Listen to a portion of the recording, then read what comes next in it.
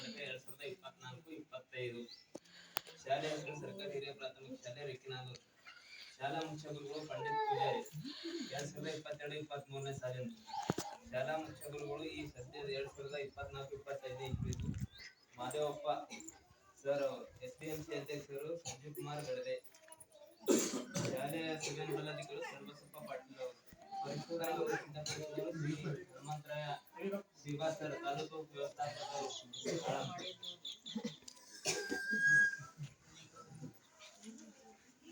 ಮೊದಲನೇದಾಗಿ ಹಾಜರಾತಿಯ ಫಸ್ಟ್ ಜಾತಿವಾರು ತರಗತಿ ಮತ್ತು ಹಾಜರಾತಿ.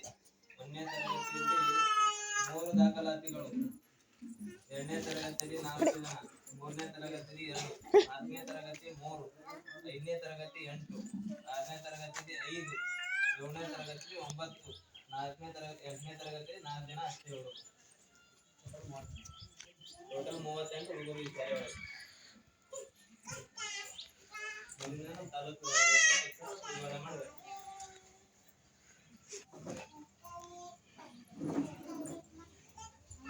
ಎಲ್ಲರಿಗೂ ಶುಭ ಮುಂಜಾನೆ ನಮಸ್ಕಾರಗಳು. ಇವತ್ತಿನ ದಿನ ಶಾಲಾ ಸಭೆ ನಿಮ್ಮ ಗ್ರಾಮದಲ್ಲಿ ಯಾಕೆ ಮಾಡಬೇಕು ಅಂತಂದ್ರೆ, ನೀವು ಗ್ರಾಮಸ್ಥರು ನೋಡಿರ್ತೀರಿ ಗ್ರಾಮ ಸಭೆಗಳು ಮಾಡ್ತಾರ.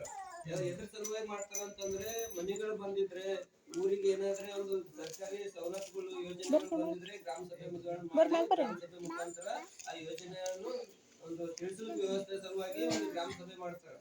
ಈಗ ನಿಮ್ ಶಾಲೆಯಲ್ಲಿ ಶಾಲಾ ಸಭೆ ಮಾಡ್ತಕ್ಕಂಥದ್ದು ಇದೇ ಫಸ್ಟ್ ಟೈಮ್ ಅಂತ ಅನಿಸ್ತದೆ ನಿಮ್ ಊರಿನಲ್ಲಿ. ಇದು ಶಾಲಾ ಸಭೆ ಯಾಕೆ ಮಾಡ್ಬೇಕು ಅಂತಂದ್ರೆ, ಒಂದು ಸರ್ವ ಶಿಕ್ಷಣ ಇಲಾಖೆ ಬೆಂಗಳೂರು ಅವರ ನೇತೃತ್ವದಲ್ಲಿ ಮತ್ತು ಸಾಮಾಜಿಕ ಪರಿಶೋಧನೆ ಬೆಂಗಳೂರು ಅವರ ನೇತೃತ್ವದಲ್ಲಿ ಶಾಲಾ ಸಭೆಯನ್ನು ಹಮ್ಮಿಕೊಳ್ಬೇಕಂತಕ್ಕಂಥದ್ದು ಹೊಸದಾಗಿ ಒಂದು ಜಾರಿಯಲ್ಲಿ ಇರೋದ್ರಿಂದ ನಮ್ದು ತಂಡ ಸಾಮಾಜಿಕ ಪರಿಶೋಧನೆ ತಂಡ ಅಂತ ಹೇಳ್ಬಿಟ್ಟು ಸುಮಾರು ವರ್ಷದಿಂದ ಇದ್ದಂಥದ್ದು. ನಾವು ಸಾಮಾಜಿಕ ಪರಿಶೋಧನೆ ತಂಡದವ್ರು ಮೊದಲು ಏನ್ ಕೆಲಸ ಮಾಡ್ತಿದ್ವಿ ಅಂದ್ರೆ, ಗ್ರಾಮ ಪಂಚಾಯತ್ ವ್ಯಾಪ್ತಿಯಲ್ಲಿ ಫಂಡ್ ಆಗಿರ್ತಕ್ಕಂಥದ್ದು, ಖರ್ಚಾಗಿರ್ತಕ್ಕಂಥದ್ದು ಅನುದಾನ ಬಗ್ಗೆ ನಾವು ಸಾಮಾಜಿಕ ಪರಿಶೋಧನೆ ಮಾಡ್ತಿದ್ದೀವಿ. ಅದ್ರ ಜೊತೆಗೇನೆ ಮತ್ತು ಶಾಲೆಗಳನ್ನು ಕೂಡ ಸಾಮಾಜಿಕ ಪರಿಶೋಧನೆ ಮಾಡ್ಬೇಕಂತ ಆದೇಶ ಇರೋದ್ರಿಂದ ನಿಮ್ ಶಾಲೆಗೆ ಸುಮಾರು ಒಂದು 5 ದಿನ ನಮ್ಮ ಗ್ರಾಮ ಸಂಪನ್ಮೂಲ ವ್ಯಕ್ತಿಗಳು 2 ಜನ ಬಂದು ನಿಮ್ಮ ಶಾಲೆಯಲ್ಲಿ ಶಾಲಾ ದಾಖಲಾತಿಯನ್ನು ತೆಗೆದುಕೊಂಡು ಮಕ್ಕಳ ಹಾಜರಾತಿ ಪ್ರತಿದಿನ 5 ದಿನ ಎಷ್ಟು ಮಕ್ಕಳು ಆಬ್ಸೆಂಟ್ ಇರ್ತಾವ, ಎಷ್ಟು ಮಕ್ಕಳು ಪ್ರೆಸೆಂಟ್ ಇರ್ತಾವ ಅಂತಕ್ಕಂಥದ್ದನ್ನು ಪರಿಗಣಿಸಿ ವರದಿ ತಯಾರು ಮಾಡಿ ಇನ್ನ ಈಗ ನಿಮ್ಮ ಎದುರುಗಡೆ ಓದಿ ಹೇಳಿದ್ದಾರೆ. ಬಟ್ ಇಲ್ಲಿ ನಾವು ನಿಮ್ ಶಾಲೆಯಲ್ಲಿ ಕಂಡುಕೊಂಡಿರೋ ಇದು ಉದ್ದೇಶ ಏನಂತಂದ್ರೆ, ಸರ್ಕಾರ ಯಾಕೆ ಸಾಮಾಜಿಕ ಪರಿಶೋಧನೆ ಮಾಡ್ಬೇಕಂತ ಶಾಲೆಗೆ ನಮ್ ತಂಡ ಹಾಕಿದ್ದಾರೆ ಅಂತಂದ್ರೆ, ಸರ್ಕಾರಿ ವ್ಯವಸ್ಥೆಯಲ್ಲಿ ಸರ್ಕಾರಿ ಕೆಲಸ ಬೇಕು, ಬಟ್ ಸರ್ಕಾರಿ ಶಾಲೆಯಲ್ಲಿ ಕಲೀಲಿಕ್ಕೆ ಮಕ್ಕಳಿಗೆ ಅಡ್ಮಿಷನ್ ಮಾಡ್ತಾ ಇಲ್ಲ ಜನರು. ಒಂದು ಭಾವನೆ, ಕೆಲಸ ಮಾಡಕ್ ಮಾತ್ರ ಸರ್ಕಾರಿ ಕೆಲಸಗಳು ಬೇಕು, ಬಟ್ ಮಕ್ಕಳು ಶಾಲೆ ಓದ್ಬೇಕು ಅಂತಂದ್ರೆ ಯಾರು ಸರ್ಕಾರಿ ಶಾಲೆಯಲ್ಲಿ ಹಚ್ಚಲಿಕ್ಕೆ ಒಂದು 50% ಜನ ಅಷ್ಟೇ. ಇವಾಗ ಅದು ಗರೀಬರು, ದುಡಿತಕ್ಕಂತ ಜನರು, ಊರ್ ಬಿಟ್ಟು ಹೋಗ್ಲಿಕ್ಕೆ ಆಗದೆ ಇರೋಂಥವ್ರು ಮಾತ್ರ ಇಲ್ಲಿ ಸರ್ಕಾರಿ ಶಾಲೆಯಲ್ಲಿ ಅಡ್ಮಿಷನ್ ಮಾಡ್ತಾ ಇದ್ದಾರೆ.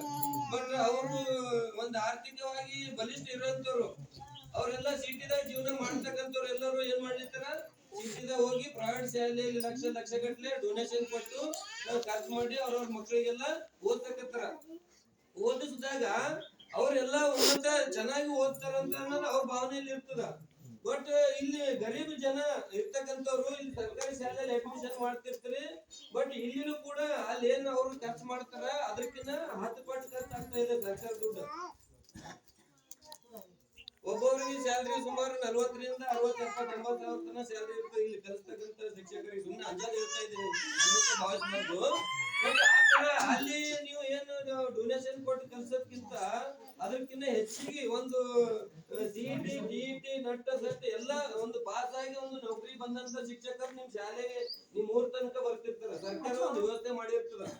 ಅಲ್ಲಿ ಪ್ರೈವೇಟ್ ಶಾಲೆಯಲ್ಲಿ ಏನ್ ವ್ಯತ್ಯಾಸ ಇರ್ತಂದ್ರೆ, ಏನೋ ಒಂದು ಡಿಗ್ರಿ ಮುಗಿದಿರ್ತ ಅಷ್ಟೇ, ಒಂದು ಕ್ವಾಲಿಫಿಕೇಶನ್ ಅವರು ಎಲಿಜಿಬಲ್ ಇರಲ್ಲ. ಸುಮ್ಮನೆ ಒಂದು ಜೀವನ ನಡೆಸೋ ಸಲುವಾಗಿ ಏನೋ ಒಂದು ಕಡಿಮೆ ಪಗಾರನಾಗ ಒಂದು ಪ್ರೈವೇಟ್ ಶಾಲೆಯಲ್ಲಿ ಒಂದು ಟೀಚಿಂಗ್ ಮಾಡ್ತಿರ್ತಾರ. ಅದೆಲ್ಲ ನಿಮ್ಗೆ ಗೊತ್ತಿರೋದೇ, ನಾ ಏನ್ ಹೇಳ್ಬೇಕಾಗಿಲ್ಲ. ಬಟ್ ನಿಮ್ ತಲೆಯಲ್ಲಿ ಏನ್ ಬರ್ಬೇಕು ಮೇನ್ ಮುಖ್ಯವಾಗಿ ಅಂತಂದ್ರೆ, ನಮ್ ಸರ್ಕಾರಿ ಶಾಲೆಯಲ್ಲಿ ಎಲ್ಲಾ ಸವಲತ್ತುಗಳವ. ಏನಿಲ್ಲ ಹೇಳ್ರಿ, ನೀವು ಬೆಳಿಗ್ಗೆ ಆದ ತಕ್ಷಣ ನಾವು ಪ್ರೈವೇಟ್ ಶಾಲೆಯಲ್ಲಿ ಕೊಡ್ತಾರ್ರಿ. ಮತ್ತೆ ತತ್ತಿ ಬಾಳೆಹಣ್ಣು, ತತ್ತಿ ತಿನ್ನಲಾರ್ದವ್ರ ಮಕ್ಕಳಿಗೆ ಬಾಳೆಹಣ್ಣು ಕೊಡ್ಬೇಕು, ಶೇಂಗಾ ಚಕ್ಕಿ ಕೊಡ್ಬೇಕು, ಇಷ್ಟೆಲ್ಲ ವ್ಯವಸ್ಥೆ ಇದೆ. ಯಾಕೆ ಸಲುವಾಗಿದ್ದಾರೆ? ಬಡವರು ಶ್ರೀಮಂತರು ಹೇಳ್ತಾ ಇಲ್ಲ, ಅದು ಸರ್ಕಾರ. ಬಟ್ ಹಳ್ಳಿ ಜನರು ಚೆನ್ನಾಗಿ ಓದ್ಬೇಕು. ಸರ್ಕಾರಿ ಶಾಲೆಯಲ್ಲಿ ಪ್ರತಿಯೊಂದು ಸಿಟಿದೊಳಗೆ ಸರ್ಕಾರಿ ಶಾಲೆ ಅಂದ್ರೂ ಅಲ್ಲಿ ಕೂಡ ವ್ಯವಸ್ಥೆ ಅದನ್ನೇ. ಹಂಗಿರೋದ್ರಿಂದ ನಿಮ್ಗೆ ಯಾಕೆ ಅಷ್ಟು ಸವಲತ್ತು ಕೊಡ್ಲಿಕ್ಕೆ ಅಂತಂದ್ರೆ, ಪ್ರತಿಯೊಂದು ಮಗುನು ಶಾಲೆಗೆ ಬರ್ಬೇಕು. ಶಾಲೆಯಿಂದ ಕಲಿಕೆಯಿಂದ ಹಿಂದೆ ಉಳಿಬಾರ್ದು, ಶಿಕ್ಷಣದಿಂದ ವಂಚಿತರಾಗಬಾರ್ದು. ನೀವು ಪ್ರತಿನಿತ್ಯ ನಿಮ್ದು ಚಟುವಟಿಕೆದಾಗ ನೀವು ಓದ್ ಕೆಲಸ ಇರ್ಬೋದು, ಜಳಕ ಮಾಡಲ್ಲ ಹಂಗೆ ಹೋಗ್ಬಿಡ್ತದ. ಸರ್ ಬೈತಾರಪ್ಪ ಸ್ಕೂಲಿಗೆ ಹೋಗ್ಬೇಕಂತ, ಆ ಮನ್ಸ್ ಬಂದ್ರೆ ಹೋಗ್ತದ, ಮನ್ಸ್ ಬಂದಿಲ್ಲ ಅಂದ್ರೆ ಊರಾಗೆಲ್ಲ ಅಡ್ಡಾಡ್ತಿರ್ತದ. ಯಾಕೆ ಇದು ಮಾತು ಎತ್ತಿ ಹೇಳುತ್ತೀನಿ ಅಂತಂದ್ರೆ, ನಿಮ್ ಮಕ್ಳ ಬಗ್ಗೆ ನಿಮಗ್ ಕಾಳಜಿ ಇರ್ಬೇಕು. ಶಾಲೆಯಲ್ಲಿ ನಿಮ್ಗೆ ಓದಕ್ ಆಗಲ್ಲ ಅಂತಂದ್ರೆ ಅದಕ್ಕಿಂತ ಕ್ವಾಲಿಟಿ ಶಿಕ್ಷಕರ ಅದಾರ ನಿಮ್ ಊರಲ್ಲಿ, ನಿಮ್ ಶಾಲೆಯಲ್ಲಿ. ಅದನ್ನು ಉಪಯೋಗ ಮಾಡ್ಕೋಬೇಕು, ನೀವು ತಕ್ಕೋಬೇಕು ಕೆಲಸ ಅವ್ರ ಕಡೆಯಿಂದ ಬೇಕಂತಂದ್ರೆ ನಿಮ್ ಮಕ್ಕಳು ದಿನನಿತ್ಯ ಶಾಲೆಗೆ ಓದ್ತಾರಿಲ್ಲ ಗಮನಿಸ್ಬೇಕು. ಅಥವಾ ಬರೀತದಿಲ್ಲ ಮನೆಯಲ್ಲಿ ನೀವು 1 ಗಂಟನೋ ಅರ್ಧ ಗಂಟನೋ ಸ್ವಲ್ಪ ಮಗುವಿಗೆ ನೀವು ಏನಾದ್ರು ಕೂತು ಬರೀಲಿಕ್ಕೆ ಹಚ್ಬೇಕು, ಓದ್ಲಕ್ ಹಚ್ಬೇಕು. ನೀವು ಹೆಣ್ಮಕ್ಳು ತಾಯಂದರಿಗೆ ಹೇಳ್ತೀರಿ, ಒಂದ್ ಹೆಣ್ಣೊಂದು ಕಲಿತಾರೆ ಶಾಲೆ ಒಂದು ತೆರೆದಂತೆ ಅಂತ ಹೇಳಿದಾರ. ಬಟ್ ಗಂಡ್ಸ್ ಮಕ್ಳು ಕೆಲ್ಸ ಮುಗಿದ ತಕ್ಷಣ ಹೊರಗಡೆ ಎಲ್ಲೋ ಕಟ್ಟಿ ಕೂತು ಟೈಮ್ ಸ್ಪೆಂಡ್ ಮಾಡ್ತಾರ ಅವ್ರು. ಅದು ಮಾಡೋದ್ ಬದ್ಲಿ ತಮ್ಮ ಮಕ್ಳ ಜೊತೆ ಟೈಮ್ ಸ್ಪೆಂಡ್ ಮಾಡಿ ತಮ್ಮ ಮಗ ಏನ್ ಓದ್ಲಿರ್ತದ ಏನ್ ಬರ್ಲಿರ್ತದ ಒಂದ್ ಅರ್ಧ ಗಂಟೆ ಸ್ವಲ್ಪ ಅವರು ಕೂಡ ಕೇರ್ ಮಾಡ್ಬೇಕು. ಜೊತೆಗೆ ಹೆಣ್ಮಕ್ಳಂತೂ